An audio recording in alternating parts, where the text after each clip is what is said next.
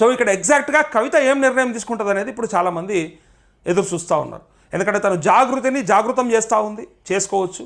కానీ జాగృతిని జాగృతం చేసే దిశలా ఆ ప్రయత్నంలో మరి ఇంకొక పార్టీ పెట్టబోతుందనే వార్తలను ఎందుకు వస్తూ ఉన్నాయి, లీకులు ఎందుకు వస్తూ ఉన్నాయి, నిజంగానే అట్లాంటి ఆలోచన ఉందా అనే దాన్ని ఇక్కడ చాలామంది చర్చ చేసుకుంటున్నారు. Even Raghunandan Rao MP, Medak MP కూడా అదే మాట అన్నాడు.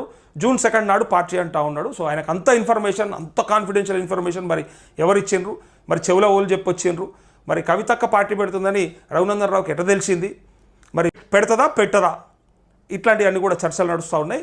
అయితే ఇక్కడ మనకున్న సమాచారం ప్రకారం, అంటే నేను తెలుసుకున్న దాని ప్రకారం పక్కాగా తను అంటే ముఖ్యమంత్రి అవ్వాలనే ఆశ కోరికతో ఉన్నప్పటికీ కూడా ఇది సరైన సమయం కాదు అనేది తనకున్నటువంటి అభిప్రాయం. ఆ అభిప్రాయం ప్రకారమే తను ఇంకా ఓపిక పడుతూ నా స్థాయి ఏందో, నా లెవెల్ ఏందో, నా పవర్ ఏందో నేను చూపిస్తా అని మాత్రమే తను ప్రయత్నం చేస్తూ, ఇలా బాపు ఉన్నప్పుడే ఏదో ఒక లెక్క తెలుసుకోవాలి, బాపు ఇగో ఇది నా కేపబిలిటీ, ఇది నా కెపాసిటీ, కాబట్టి నన్ను ఎట్లా అకామిడేట్ చేస్తామని చెప్పడానికి తను చేస్తున్నటువంటి ప్రయత్నమే తప్ప ఇక్కడ ఏమీ లేదు. అంతా ఉత్తవార్తలే.